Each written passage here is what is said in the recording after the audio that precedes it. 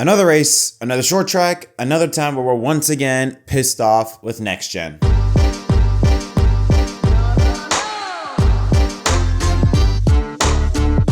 Yo, what's up everyone? My name is Jet. Welcome back to episode of MDK Racing Victory Stop, where we're having a wonderful morning, Monday morning. I do apologize if this video coming out much later than originally expected. Yeah, we're going to get this out as soon as possible. So let's not waste any time and jump right into it. William Byron, for the first time since the Daytona 500, that 24 car is back in victory lane. Did a masterful job, him and that 24 team, executing on pit strategy to get him out ahead of Chase Briscoe and Brad Keselowski. And somehow he was able to survive this race, leading over 140 laps to take home his 15th career win in the NASCAR Cup Series. And like I said, the second win of this season. What Byron did was incredible considering the situation he was in. It reminded me a lot of deja vu vibes from what we saw at Pocono about a month or so ago with Chase Briscoe, ironically. That was being the chaser this time around, whereas in Pocono, Briscoe was being chased by his teammate, Denny Hamlin. We'll talk about that in a little bit. Yeah, Byron somehow was able to survive with having that little amount of fuel he had in his car.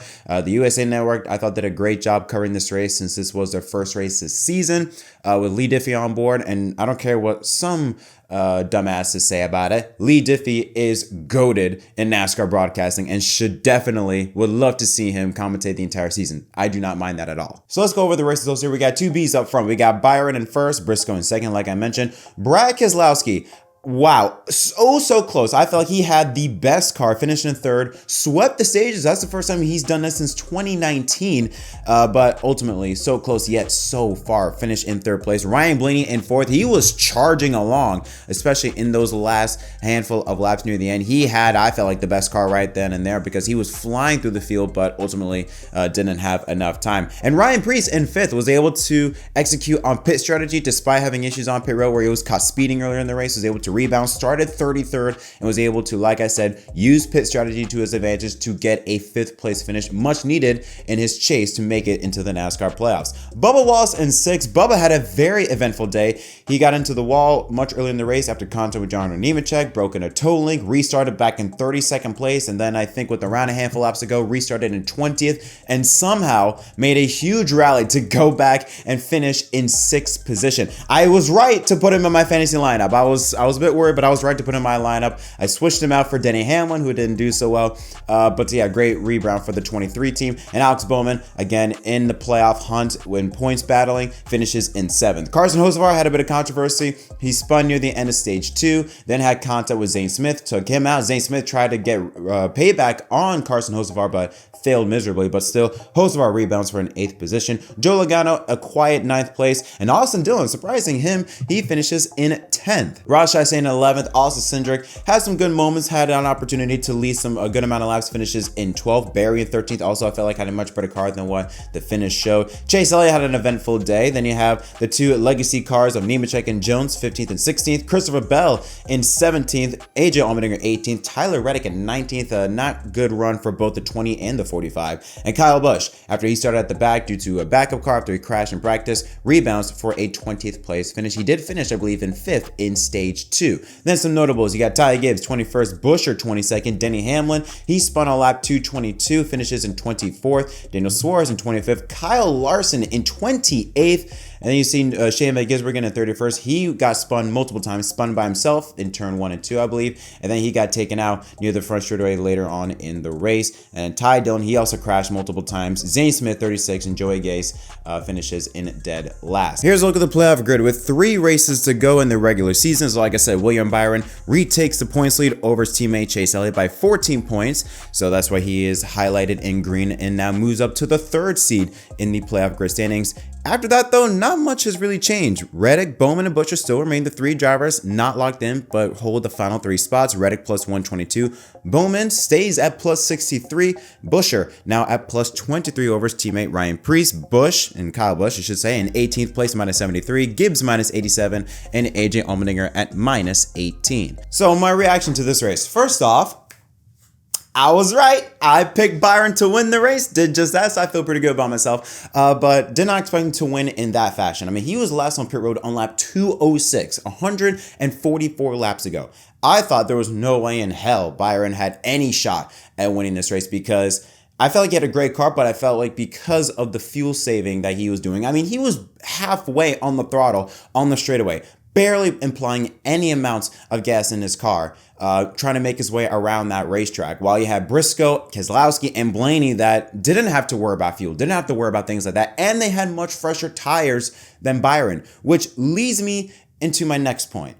Next gen, once again, struggles, and I think we have now opened up a new issue with this car because it is so equal and because it's so difficult to pass. I mean, the talk of the town was always track position, track positions, track position. It was always that. You do always try and get ahead, stay up front, because if you get caught back in the middle of the pack, you might as well just end your day because you're not getting back up to the front.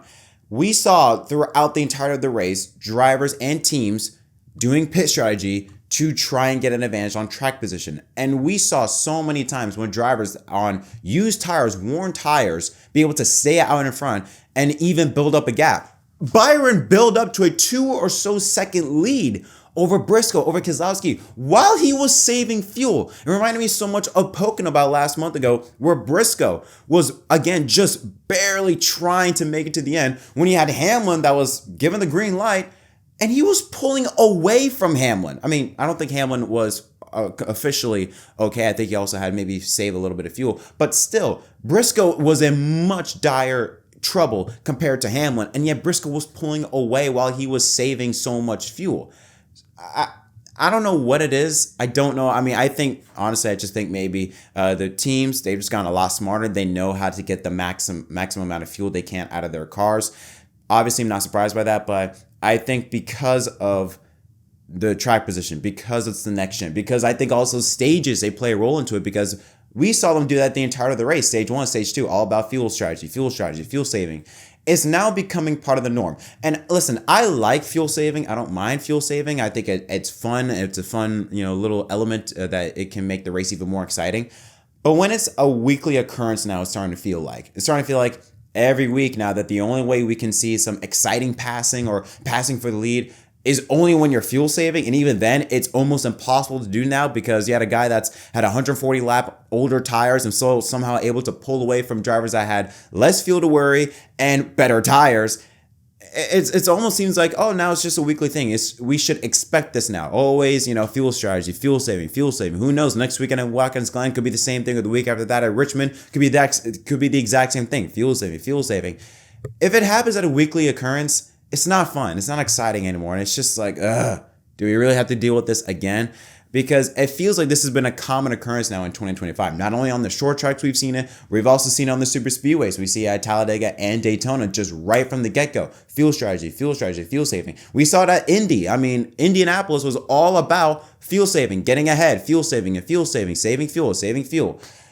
It's just, it gets to a point where it's just annoying. It's just like, oh God, I don't want to deal with this again. This is getting ridiculous because now it's starting to become the norm, and it shouldn't be. Fuel saving should be the exception. It should be like something that's a surprise. Like, oh, fuel saving. Okay, this is different.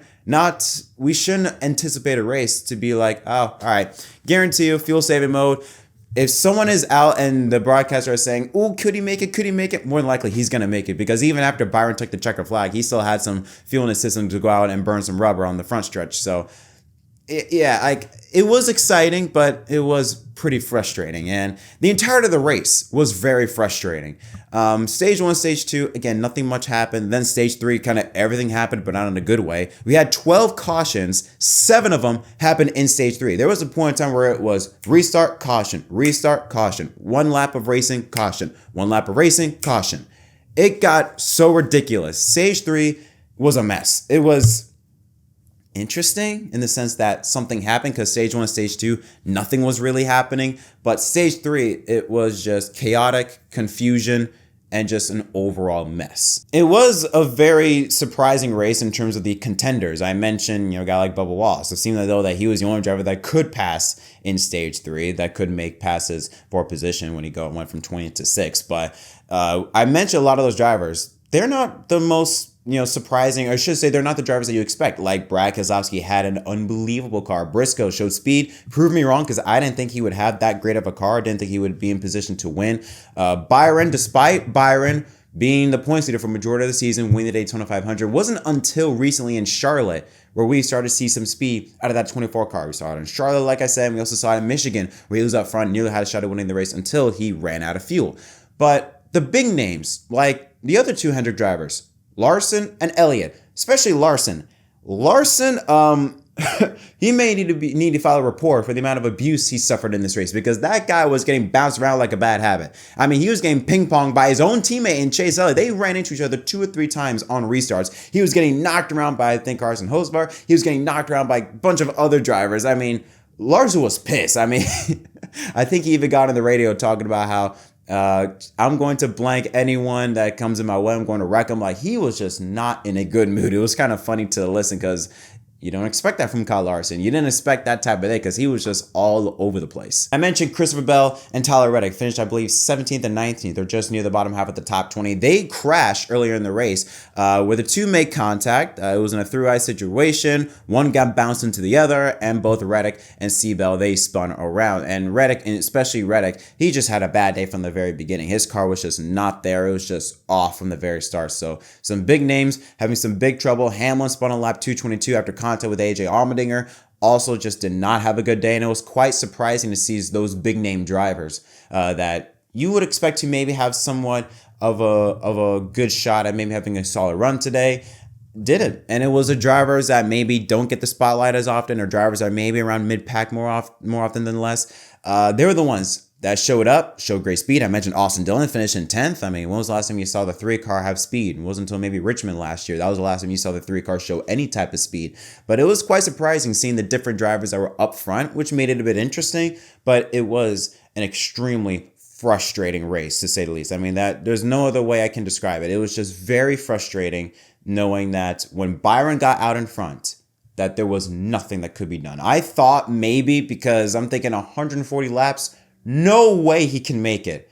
But with around 10 to go, it's kind of like I had this feeling of, all right, yeah, Byron's got it. Byron's got it. I felt like the broadcast was maybe overhyping a bit too much. Like, can he make it? Can he make it? And I get it. That's their job. They have to sell the race. I get that.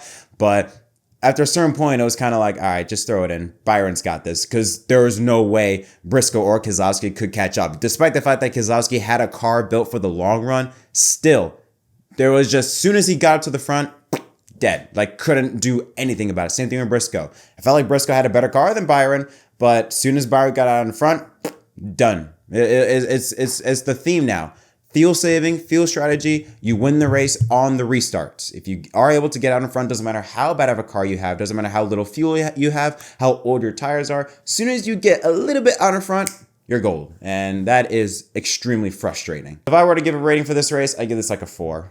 I mean, stage 3 was interesting. The fuel saving was interesting, but I'm sick of it. I'm done with it. This was a 4 out of 10. This was not a good race at all.